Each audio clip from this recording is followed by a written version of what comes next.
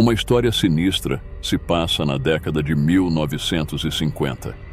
Durante esse período, várias greves explodiram pelo país. Vou te contar sobre a greve dos mineiros, que exigiam melhores condições de trabalho e salários justos. O conflito se estendeu por vários meses, e nesse tempo, os mineiros enfrentaram uma repressão brutal das autoridades e dos donos das minas. Eram tempos sombrios. Após o término da greve, alguns trabalhadores foram obrigados a buscar empregos temporários em outras áreas, ou a depender da ajuda de amigos e familiares. Leonardo era um desses mineiros. Ele vivia com sua esposa e seus 4 filhos pequenos. Depois de algum tempo desde o início da greve, a escassez de recursos se tornou crítica. Por um período, sobreviveram vendendo ovos das galinhas que possuíam, mas isso não era suficiente. Como a maioria da população dependia da mina, essa era a realidade de todos. Uma manhã, cansado dessa situação desesperadora, Leonardo se levantou cedo. Sem dizer uma palavra a ninguém, pegou um pequeno saco, como se fosse para o campo colher a colheita. Seguiu seu caminho em direção ao monte, caminhando por cerca de 4 horas. Chegou a um local onde alguns donos de terras diziam ver, durante a noite, a figura de um homem vagando. Alguns diziam que era o próprio maligno, à espera de quem lhe oferecesse algo interessante em troca de riqueza. Leonardo foi decidido a falar com esse ser misterioso. Caminhou até uma colina isolada, onde permaneceu por 3 dias e 3 noites, clamando por sua presença. Sem comer ou beber, ele dormia um pouco pela manhã e à noite ficava acordado, tentando de todas as formas se comunicar com o estranho. Na última noite, começou a chover. Leonardo estava prestes a desistir e voltar para casa de mãos vazias quando ouviu atrás de si o som de cascos de cavalo se aproximando. Olhou ao redor, mas não via nada. O som ecoava na escuridão e a única luz que iluminava o caminho vinha da lua, dificultada pela chuva que caía. Finalmente, seus olhos se fixaram em uma árvore a uns 20 passos de distância. Debaixo da árvore, ele viu um grande cavalo negro. Montado no cavalo, de costas para Leonardo, estava um homem ainda mais alto. Com o coração acelerado, Leonardo se aproximou, receoso. Procurar algo sobrenatural é uma coisa, encontrar é outra bem diferente. "Por que me procuras?" perguntou o homem, sem se virar, sua voz ecoando sinistramente na noite chuvosa. Com uma voz solene, profunda e imponente, o homem misterioso perguntou: "Por que me procuras?" Leonardo, tremendo de medo, respondeu: "A verdade é que estou cansado de ser pobre. Não há trabalho e já não sei o que fazer." O homem replicou: "E isso é motivo suficiente para me interessar? O que tens a me oferecer?" "Não tenho nada", admitiu Leonardo, "mas ouvi dizer que o senhor dá dinheiro em troca de vidas." O homem sorriu sinistramente e disse: "Sua vida não me interessa. Tenho uma proposta mais interessante para você." Antes que Leonardo pudesse responder, o homem continuou: "Não vou te dar o dinheiro. Você deve encontrá-lo. Vou te dizer onde ir. Encontrará uma caverna cheia de ouro. Você deve extraí-lo, só você pode fazer isso. Se alguém tentar roubá-lo, encontrará apenas pedras. Se aceitar, ficará imensamente rico. O ouro só desaparecerá quando você morrer. Quando isso acontecer, virei buscar sua alma." Os olhos de Leonardo se arregalaram, sua boca ficou aberta e seu rosto pálido. Sentiu um nó no estômago e sua respiração acelerou. Seu coração batia tão forte que parecia que ia saltar do peito. Suas pernas tremiam e ele ficou paralisado enquanto tentava assimilar o que acabara de ouvir. O homem misterioso, então, lhe deu as instruções para encontrar a caverna de ouro e, em seguida, desapareceu. Pela manhã, Leonardo chegou à caverna e, como o homem havia dito, era cheia de ouro. Ele pegou o que pôde com as mãos e colocou em seu saco. Quando chegou em casa, disse à esposa que não precisariam mais esperar o fim da greve, pois já tinha como sustentar a família e muito mais, mas não revelou como conseguiu a riqueza. Logo, eles deixaram o vilarejo e compraram um enorme terreno na cidade. A propriedade era tão vasta que Leonardo contratou empregados, tinha gado e terras para cultivo, e tanto dinheiro que nunca mais precisaria trabalhar. Todos os trabalhos eram feitos por seus empregados. Leonardo só ia de vez em quando à caverna, acompanhado por alguns homens de confiança. Ele entrava na caverna, pegava o ouro e entregava a eles, que carregavam em sacos e levavam embora em burros. Conta-se que alguns trabalhadores tentavam roubar o ouro à noite, mas como o homem misterioso havia dito, não conseguiam nem encontrar a caverna. Como proprietário de terras, Leonardo sempre foi generoso com seus empregados e com o povo da cidade. Todos o conheciam e o respeitavam. Contribuía financeiramente para a cidade e fazia doações à igreja local. Esse comportamento tinha um motivo. Ele queria garantir um bom futuro para seus filhos, que foram estudar na capital e prosperaram. Com o tempo, Leonardo deixou de retirar ouro da caverna. Os anos passaram e Leonardo envelheceu. Uma tarde, enquanto cavalgava sozinho em sua propriedade, ouviu passos de cavalo atrás de si. Ao se virar, seus olhos se encheram de lágrimas e sua voz tremeu. A uns 10 metros de distância, estava o homem misterioso montado em seu cavalo, com o chapéu cobrindo o rosto. Leonardo sentiu como se estivesse vivendo um pesadelo, do qual não podia despertar. "Vejo que tem aproveitado o ouro que lhe dei", disse o homem. "Vim avisar que seus dias estão contados. Prepare-se, pois voltarei para buscá-lo." Sem esperar resposta, o homem virou o cavalo e se afastou tranquilamente. Leonardo ficou paralisado, sem fôlego. Um calafrio percorreu seu corpo e um grito sufocado escapou de sua garganta. Suas mãos começaram a suar e seu coração batia tão forte que parecia prestes a sair do peito. O mundo ao seu redor desmoronava. Suas mãos tremiam incontrolavelmente e seus olhos estavam fixos na figura do homem que se afastava a cavalo. Quando a noite caiu e Leonardo não retornou para casa, sua esposa mandou procurá-lo. Um trabalhador o encontrou caído no chão, em estado de choque. Ao ser levado para casa, Leonardo perguntava incessantemente por seus filhos. Pela manhã, mais calmo, chamou seu filho mais velho, que viajou da capital junto com os irmãos para ver o pai. Leonardo, abalado pelo encontro com o homem misterioso, passava os dias na cama, com medo de sair. Quando seus filhos chegaram, ele mandou todos saírem da casa, inclusive a esposa, exceto o filho mais velho. Então, confessou tudo: o pacto que fez e como conseguiram a riqueza. O filho escutava atentamente as palavras do pai. Leonardo revelou o último aviso do homem misterioso: "Quando tomei o ouro da caverna, o pacto foi selado. Ele virá me buscar. Mas há 2 formas de me salvar. A primeira é transferir esse poder para você, meu filho mais velho. Você pode continuar extraindo ouro e ser rico para sempre. Quando sua hora chegar, deve passar o poder para seu filho mais velho, e assim sucessivamente. A outra opção é que, quando eu morrer, meu corpo deve ser velado por 3 dias e 3 noites, as mesmas que passei no monte à procura dele. Durante o velório, precisam estar ao menos 3 pessoas comigo o tempo todo. Não podem me deixar sozinho em nenhum momento e não podem adormecer. Precisam suportar, mesmo que ouçam coisas estranhas ou que caia chuva ou neve. Sempre deve haver 3 pessoas ao meu lado. Devem velar meu corpo por 2 noites e ao amanhecer do 3º dia, devem me enterrar. Vocês precisam estar comigo no cemitério, dia e noite, até que o prazo acordado termine.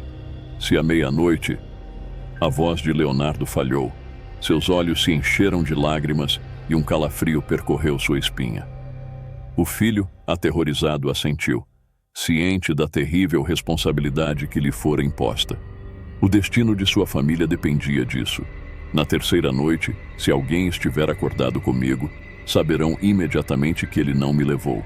Por isso, sempre fui bom com o povo e os trabalhadores, para que, quando eu me for, haja muita gente no velório e vocês não fiquem com essa carga sozinhos.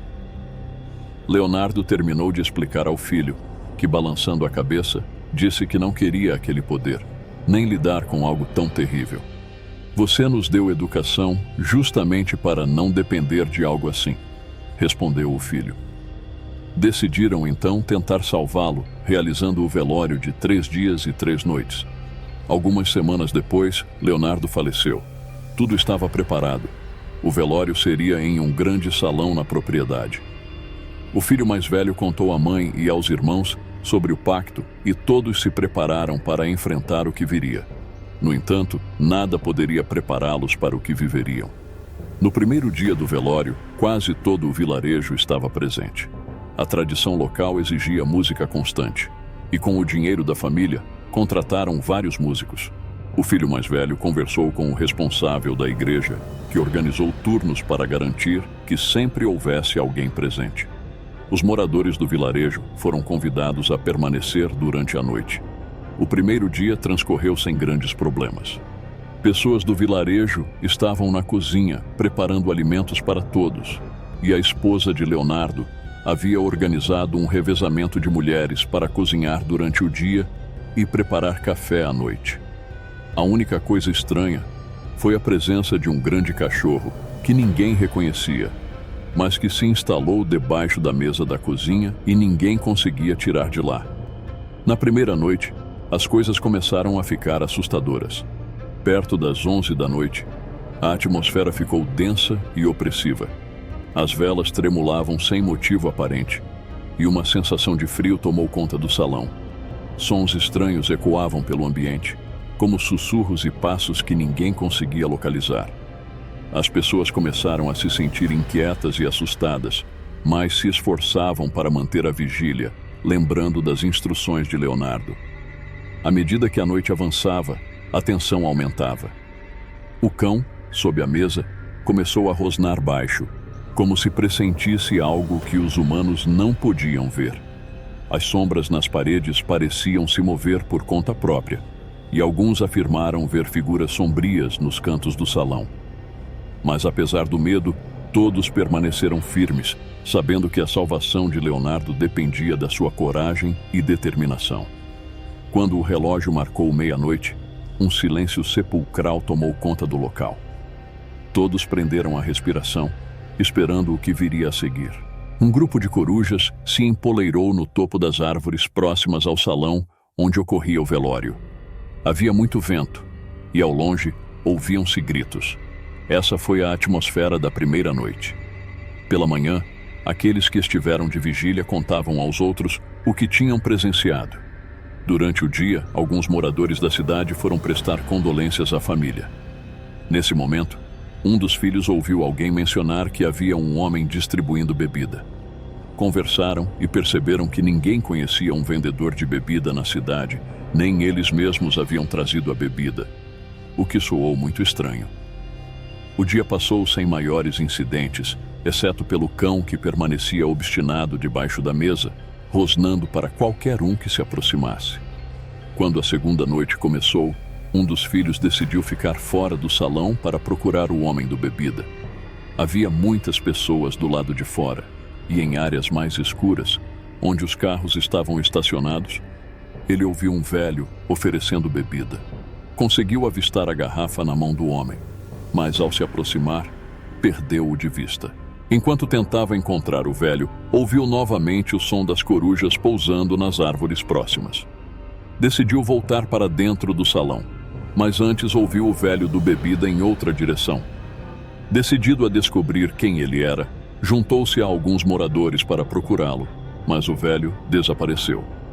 O cão, agora no pátio do salão, continuava a evitar sair da cozinha. Após um tempo, desistiram de procurar o velho e ignoraram o cão. Dentro do salão, alguns que haviam ouvido coisas estranhas na noite anterior trouxeram incenso de copal, acreditando que afastaria os maus espíritos. Lá fora, começou a chover e o vento uivava forte. A música no interior ajudava a esquecer um pouco o canto das corujas, mas à distância, o uivo dos coiotes cortava o ar. Os filhos e a esposa, conhecendo a verdade, Pediram às pessoas no salão que rezassem. Enquanto a noite avançava, a tensão aumentava. As sombras pareciam ganhar vida e as corujas continuavam a vigiar do alto, seus olhos brilhando como pequenos faróis na escuridão. O medo era palpável e todos ali sabiam que algo terrível estava para acontecer. O medo pairava no ar enquanto todos oravam, tentando afastar o terror causado pelos sons assustadores que vinham de fora. Quando o dia amanheceu, foram ao cemitério para enterrar o corpo. Já estava tudo preparado. Uma grande tenda cobria o local do enterro e muitas cadeiras foram dispostas para os acompanhantes. Próximo dali, montaram uma cozinha improvisada para preparar refeições e aquecer café para a segunda noite. Tudo estava meticulosamente organizado. Durante o dia, alguns descansavam para estarem prontos para a vigília noturna, enquanto outros faziam as guardas. No entanto, o pânico começou a tomar conta de alguns moradores, que, assustados com os eventos da noite anterior, decidiram não voltar para a terceira noite. Após o enterro, o misterioso cachorro que tanto incomodava desapareceu. O dia seguiu tranquilo, mas a noite prometia ser a mais aterrorizante de todas. O responsável pela igreja permaneceu no local, e os músicos foram instruídos a tocar sem parar, revezando-se quando necessário. Quando a noite caiu, o verdadeiro pesadelo começou. Nos arredores do cemitério, ouvia-se o som de um cavaleiro galopando, cada vez mais próximo, mas ao procurarem, não viam nada. Apenas o som inquietante dos cascos ecoando na escuridão. Gritos distantes, uivos de coiotes e o canto sinistro das corujas misturavam-se com o vento feroz e a chuva intensa que caía, tornando tudo ainda mais sombrio. Os lamentos de mulheres soavam pelo ar, e alguns juravam ouvir músicas belas, como se quisessem atrair quem escutava para fora do cemitério. O vento dificultava a manutenção do fogo na cozinha improvisada, e quando finalmente conseguiam aquecer o café, o grande cão aparecia novamente, impedindo as mulheres de passar. Assustadas, muitas deixavam cair as panelas e precisavam recomeçar. Algumas mulheres recorreram à água benta, jogando-a no cão em uma tentativa desesperada de afastá-lo. Dentro do cemitério, os homens lutavam contra o sono que pesava em seus olhos. Os músicos exaustos começaram a adormecer, deixando de tocar. Os filhos de Leonardo, próximos ao túmulo, sentiam-se igualmente vencidos pelo cansaço. O filho mais velho, atento aos sons e às ocorrências, levantou-se de repente para despertar os músicos e fazê-los continuar. Ao se aproximar, viu algo que o gelou até os ossos. O filho mais velho, ao se aproximar dos músicos adormecidos, viu algo que o deixou paralisado. Uma figura alta e sombria, com olhos vermelhos como brasas, estava entre eles. O ar ao redor da figura era gelado, e um odor de enxofre impregnava o ambiente. Ele reconheceu imediatamente. Era o homem misterioso com quem seu pai havia feito o pacto. A figura sombria sorriu de maneira macabra e, com uma voz que parecia vir das profundezas do inferno, disse: "É hora de cumprir o acordo." O filho mais velho tentou gritar, mas sua voz não saiu. Sentiu-se como se estivesse preso em um pesadelo do qual não podia acordar. Do lado de fora, o vento aumentava e a chuva caía torrencialmente. As corujas e os coiotes faziam um barulho ensurdecedor, como se estivessem anunciando a chegada de algo terrível. Dentro do cemitério, os outros filhos e a esposa de Leonardo sentiram um frio cortante e, ao olharem para o túmulo, viram a terra se mover. De repente, a terra sobre o túmulo de Leonardo começou a se abrir, como se algo estivesse tentando sair. Os presentes assistiam, aterrorizados e impotentes. O cachorro que havia atormentado as mulheres começou a uivar de maneira agonizante e então desapareceu na escuridão, deixando apenas o som de seu uivo ecoando. A figura sombria levantou uma mão e apontou para o túmulo. "Venha, Leonardo", ordenou. Para o horror de todos, Leonardo, com uma expressão de pavor congelada em seu rosto pálido, emergiu do túmulo, coberto de terra e decomposição. Seus olhos estavam vazios, sem vida, mas seu corpo se movia obedecendo ao comando do homem sombrio.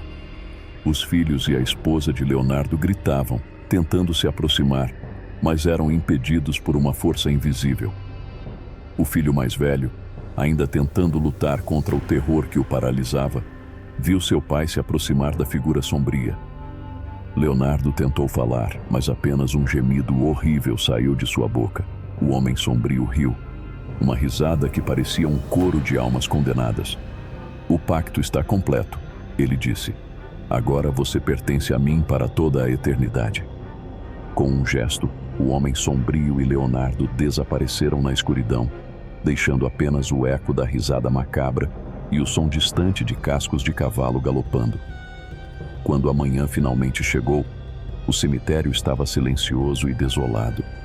Os presentes, ainda em choque, não conseguiam acreditar no que haviam testemunhado. O filho mais velho, agora ciente do verdadeiro horror do pacto de seu pai, jurou nunca mais voltar àquela caverna amaldiçoada. E assim, a lenda de Leonardo e seu pacto com o homem sombrio se tornou uma história de terror contada por gerações, lembrando a todos do preço terrível de fazer acordos com forças do mal.